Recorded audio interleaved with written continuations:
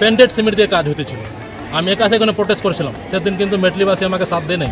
আর কাজ করার লোক আমাদের মেটলির দাদার আছে।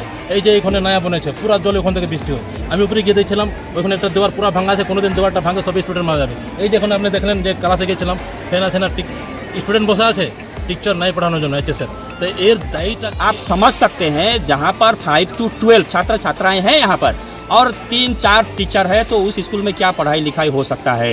तो वर्तमान जो TMC की सरकार है, यहाँ का मुख्यमंत्री है, शिक्षा मंत्री है, वह समाज को नष्ट करने के लिए तुली हुई इस तरह का ये लोग काम करें। अलीपुर द्वारकर सांसद मनोज तिग्गा और नागरकटा विधायक पूना भेंगरा मेटली हाई स्कूल का दौरा कर लें। विभिन्न कक्षा का दौरा करते हुए छात्रों मनकर साथ साथ स्कूल का प्रधान अध्यापिका मीसा घोषाल से भी बातचीत कर लें।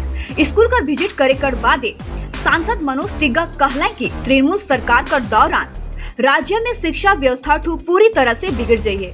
इकर असर मेटली ही नहीं बल्कि राज्य कर बहुत स्कूल मनकर हालत दिन ब दिन खराब होती जाते। हाल ही में हाईकोर्ट कर आदेश कर अनुसार 26,000 शिक्षक मनकर नौकरी खारिज करल गेलक। इकर लागे सिर्फ राज्य सरकार ही जिम्मेदार है। एहे लखे विधायक पूना भेंगरा भी कहलें कि मेटली कर 2 हाई स्कूल कर प्रबंधक समिति कर अध्यक्ष एक ही आदमी लंबा समय से ही है, लेकिन आधारभूत संरचना कर विकास कर लागे कोनो भी पहल नाखे। अगर स्कूल में शिक्षक मन ही नहीं रहबे तो छात्र मन की के पढ़ाई, ऐसे में स्कूल चले बहुत ही मुश्किल है। अब सरकार बदले कर समय आई चुकी है। ये यात्रा कर दौरान भाजपा नेता अपर मंडल अध्यक्ष अमित छेत्री, जिला नेता एनी उराव, सुभाष सरकी और भी अन्य पार्टी कर नेतागणमन उपस्थित हुई रहा। देखो पूरा रिपोर्ट। आगे এখানে আমি চালসা গোয়নাথ স্কুলে ভিজিট করেছিলাম। তারপরে আমাদের আজকে ভিজিট করার ডেট ছিল, তার আগেই কালকে এখানে একটা শুনলাম যে গন্ডগোল হয়েছে। সেই গন্ডগোল নিয়ে আমার কিছু বলা নেই। সবার অধিকার আছে যে স্কুল ভালো চলে সেটা বলার সবার অধিকার আছে। আর আমি আশাবাদী যে আমাদের মেটলির ওয়াসিরা আছে, যারা গার্জেনরা আছে, ওনারও জাগরুক হয়ে এসব জিনিসটা দেখতে হবে। আজকে দেখে ওখানে আমাদের পাতা চললো যে স্কুলের যে অবস্থাটা, এই অবস্থাটা মানে কিন্তু জবাবদাহি কোনো স্টুডেন্ট চাহে গার্জেন চাহে ওখানের স্কুল টিচার বলে আমি মনে করি না। আমি মনে করি এটা জবাবদাহি একমাত্র হলে ওখানের সরকার। যে সরকার যেরকম আজকে স্কুলের অবস্থা খারাপ করে দিচ্ছে, যে সরকারের শিক্ষা বিভাগ পুরা জেলে চলে যাবে, আর ওই সরকারের শিক্ষা নীতি আর শিক্ষা স্কুল কীরকম হবে। আজকে এখানে পাতা চললো মাত্র খালি 3+1 টিচার আছে আর প্যারা টিচার আছে 2টা, আর এখানে HS অব্দি ক্লাস। তো আপনি ভাবেন এখানে পড়াইটা কীরকম হবে আর ওরা কী করে টেক আপ করবে। এর দায়িত্বটা কি? 4 জন আবার টিচার ছিল। এই যে 26,000 যেটা কাণ্ড হইলো, ওই কাণ্ডে 4 জন চলে গেল। তো এই বিহাল পরিকাঠামো এটা क्या बोलेगा যে বিহার কাঠামোর অবস্থা আমি বলি যে আপনি এই যে ক্যামেরাটা ঘুমান, এই যে একটু ঘুমান, এই যে এখানে ক্যামেরাটা, এই যে বাড়ি, ওর বাড়িটা আমি যখন হইতেছিল তখন আমি সব থেকে প্রথম আসে এই করেছিলাম। একটা ম্যাডাম ছিল, ভিডিও ম্যাডাম, যে ওখানে পেন্টেড সিমেন্ট দিয়ে কাজ হতেছিল। আমি একা সেখানে প্রোটেস্ট করেছিলাম সেদিন, কিন্তু মেটলিবাসী আমাকে সাথ দেয় নাই। আর কাজ করার লোক আমাদের মেটলির দাদার আছে। এই যে এখানে নয়া বনেছে, পুরা জল ওখান থেকে বৃষ্টি হয়। আমি উপরে গিয়ে দেখছিলাম ওইখানে একটা দেওয়ার পুরা ভাঙা আছে, কোনোদিন দেওয়ারটা ভাঙে সব স্টুডেন্ট মারা যাবে। এই যে এখন আপনি দেখলেন যে ক্লাসে গিয়েছিলাম, ফ্যান আছে না, স্টুডেন্ট বসে আছে, টিচার নাই পড়ানোর জন্য HSL তো এর দায়ীটা কে? টিচার স্কুলে নাই, এর দায়টা তো এখানে টিচার হবে না। আর এখানে এক টাইমে দেখলাম এখানে কত প্রভাবশালী লোক, যিনি প্রেসিডেন্ট হয়, ও কোনো সময় রাষ্ট্রভাষার পেশেন্ট হবে আর কোনো সময় এই বাংলা স্কুলের পেশেন্ট হবে। ভদ্রলোকের নামটা কি? সোমেন চক্রবর্তী। ও কতটুকু প্রভাবশালী লোক আমি জানি। যে ও খালি চেক সাইন করার আছে না, এইসব দেখার দায়িত্ব নাই ওর। রাষ্ট্রভাষা শেষ করলো, তারপরে এখানে আসছে। ওইখানে 2 সাল থেকে টিং ভাঙা ছিল, হাওয়া উড়ায় চলে গেছিলো, বানানোর লোক কিছু না। আমি 2বার বিধানসভা আওয়াজ হলাম, তারপরে ওইটা কাজ হয়েছে।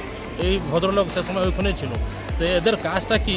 আর এখানে ইলেক্টেড কেন হয় না, ওইটা সিলেক্টেড কেন হয়?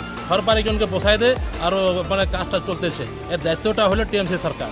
এখন ইলেক্টেড কেন হয় না? উনি একটা লোক, উনি এখানে প্রেসিডেন্ট থাকবে আর এখানে মেটলিতে কোনো লোক নাই, কারণটা কি? তো এইসব যে কালকে এলিগেশন লাগছে, আমি ভাবি এর এলিগেশন পুরো দায়িত্ব উনি প্রেসিডেন্টের। আর আজকে আমরা আসি দেখছি এখানে স্কুলের বেঞ্চের অবস্থা কি, ওইটা অবস্থা কি। আমাদের MP সাহেব আছে, আমি ধন্যবাদ জানাবো মনোজ MP সাহেবকে যে আমার একটা রিকোয়েস্টে উনি আসছেন স্কুল দেখতে জন্য। আশা করি কিছু না কিছু স্কুল জন্য আমরা একটু ভালো করতে চাই। আমাদের মেটলি স্কুল, আমাদের এই স্কুল কোনোদিন গর্ব ছিল। এই স্কুল পড়ে আমাদের যত আমাদের বেঁচে সবাই নৌকরি চাকরি বড় বড় পোস্টে আছে। আজকে আমাদেরও খুব খারাপ লাগে যে অবস্থাটা এটা পরিণত হয়েছে। কিন্তু দায়িত্বটা আমি এইখানের মমতা ব্যানার্জিকে ঠেরাই, ওর শিক্ষামন্ত্রীকে ঠেরাই, তারপরে শিক্ষাতন্ত্র এই পুরো সরকার সিস্টেমকে ঠেরাই। আজকে খালি এই স্কুল না, সেদিন জগন্নাথ স্কুলে ছিলাম ওইটা ওখানে পুরা ওয়েস্ট বেঙ্গল স্কুলের এই অবস্থা আছে, পুরা ওয়েস্ট বেঙ্গল হসপিটাল এই অবস্থা আছে, পুরা ওয়েস্ট বেঙ্গল চা বাগান ওই অবস্থা আছে, এখানে কি বাকি আছে নদী নালার অবস্থা আছে, পুরা শেষ করে দিচ্ছে। যদি 26-এ যদি পাবলিক না জাগে আমাদের বাঙালের, তাহলে আগে যে কী হবে বাঙালের ভবিষ্যৎ এটা ভগবানে জানে। এই জন্য আমি আজকে এখানে দাঁড়াই যখন আসছি, কালকে আমার এক দুটা ভাই বলতেছিল মমতা ব্যানার্জির কথা, আমি শুনলাম কালকে যারা আসছিল ওইখানে, ভালোই কথা, কিন্তু আমিও বলতে চাই এখানে আসে যদি 26-এ যদি পাবলিক না বুঝে তাহলে এর থেকে ভয়ঙ্কর অবস্থা, শিক্ষা হোক, স্বাস্থ্য হোক, পানির হোক, এইটাই হবে। আজকে জলের সমস্যা, আমরা সব বাগানে ঘুরে আসতেছি, কোনো বাগানে জল নাই, পিএইচি লাগা আছে কিন্তু জল নাই।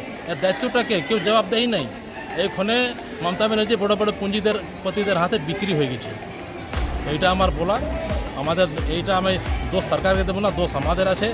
আমি জনতাকে রিকোয়েস্ট করবো জানেওয়ালা দিন যদি ভালো চাও একবার বিজেপিকে নিয়ে আসো, তারপরে দেখো আমাদের এখানে শিক্ষা, স্বাস্থ্য আর পানি জলের ব্যবস্থা কীরকম আমরা করতেছি। देखिए, समाज को यदि शेष करना है, समाज को यदि नष्ट करना है, तो आप शिक्षा व्यवस्था को नष्ट कर दीजिए, समाज खत्म हो जाएगा। उसी रास्ते पर अग्रसर हो रही है पश्चिम बंगाल की टीएमसी की सरकार। आज हम लोग यहाँ पर मेटली हाई स्कूल जो हायर सेकेंडरी है, जहाँ 800 के लगभग छात्र हैं, वहाँ पर 1+3 परमानेंट टीचर है। 1+3 माने एक हेड टीचर है और 3 परमानेंट टीचर है, 2 पैरा टीचर है और 2 नॉन टीचिंग स्टाफ है। आप समझ सकते हैं जहाँ पर 5 to 12 छात्र छात्राएँ हैं यहाँ पर और 3-4 टीचर है, तो उस स्कूल में क्या पढ़ाई लिखाई हो सकता है। तो वर्तमान जो टीएमसी की सरकार है, यहाँ का मुख्यमंत्री है, शिक्षा मंत्री है, वह समाज को नष्ट करने के लिए तुली हुई इस तरह का ये लोग काम करें। आज 2011 से लेकर आज तक एसएससी का रिक्रूटमेंट आप बताएं कहाँ सही ढंग से हुआ। आज 26,000 लोग शिक्षक, टीचिंग, नॉन टीचिंग स्टाफ का नौकरी चला गई। इसके लिए कौन जिम्मेदार है? ममता बनर्जी मुख्यमंत्री जिम्मेदार है, एसएससी जिम्मेदार है, जिसके कारण उनको नौकरी चला गया और नौकरी जाने से आज छात्र छात्राओं का भविष्य खतरा में पड़ा हुआ है। हम चाहते हैं कि अवस्था सुधरे, लेकिन हमें पूर्ण विश्वास है कि ये सरकार रहती इस अवस्था में सुधरने वाला नहीं होगा। एक परिवर्तन जो सरकार आएगी, भारतीय जनता पार्टी की सरकार आएगी, वही पश्चिम बंगाल का स्वास्थ्य व्यवस्था, शिक्षा व्यवस्था और जितनी भी सेवाएं हैं उसको ठीक कर सकती है। उदाहरण हमारे पास में, आप आसाम में जाइए, उदाहरण आपको मिल जाए। तो क्या बोलना चाहते हैं दादा? क्या देखेंगे, क्या देख के गए आज स्कूल? देखिए, यहाँ पर लो बेंच हाई बेंच का अभाव है। उसके बाद में सबसे बड़ा लो बेंच हाई बेंच हो ना हो यह अलग बात है, लेकिन टीचर ही नहीं है जो आप शिक्षा देगी। आज 11-12 का छात्र छात्रा है, टीचर ही नहीं है, तो उनका पढ़ाई लिखाई कैसे होगा? कैसे कौन शिक्षा देगा? एक 3-4 टीचर के लिए संभव नहीं है कि 5 से लेकर 12 तक के क्लास को करे, तो ऐसा संभव नहीं है। मैं निश्चित रूप से मैं सरकार को लिखूंगा, एक जनप्रतिनिधि होने के नाते हमारे एमएलए साहब है वो भी लिखेंगे, ताकि जल्द से जल्द एसएससी परीक्षा हो और जहाँ पर शिक्षकों की कमी है वहाँ पर भर्ती हो और सही ढंग से हो, ताकि फिर भर्ती हुआ फिर नौकरी चला गया, इस तरह का तमाशा नहीं चलेगा।